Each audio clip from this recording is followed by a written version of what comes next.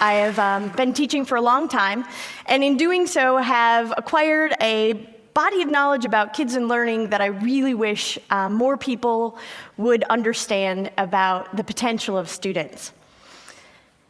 In 1931, my grandmother, bottom left for you guys over here, graduated from the 8th grade. She went to school to get the information because that's where the information lived. It was in the books, it was inside the teacher's head, and she needed to go there to get the information because that's how you learned.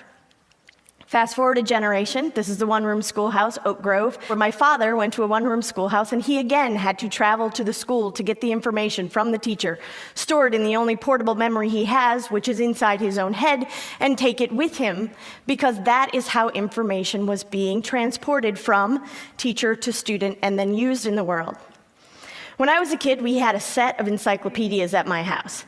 It was purchased the year I was born, and it was extraordinary because I did not have to wait to go to the library to get to the information. The information was inside my house, and it was awesome. This was different than either generation had experienced before, and it changed the way I interacted with information, even at just a small level, but the information was closer to me. I could get access to it. Fast forward to Pennsylvania, where I find myself today. I teach at the Science Leadership Academy, which is a partnership school between the Franklin Institute and the School District of Philadelphia.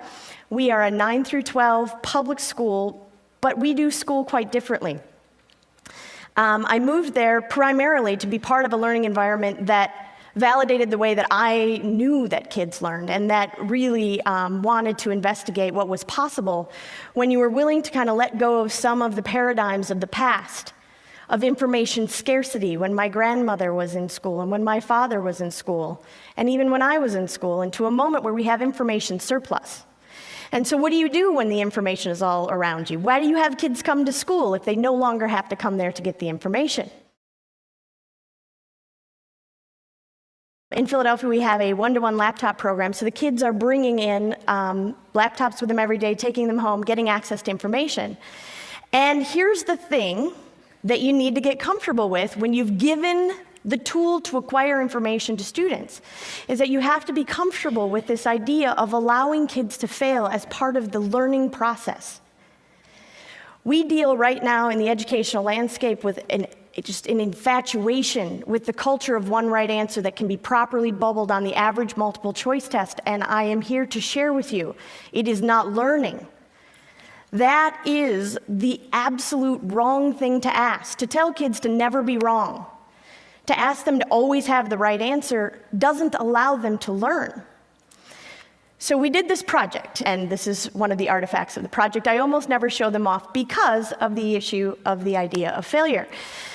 My students produced these infographics as a result of a unit that we decided to do at the end of the year, responding to the oil spill.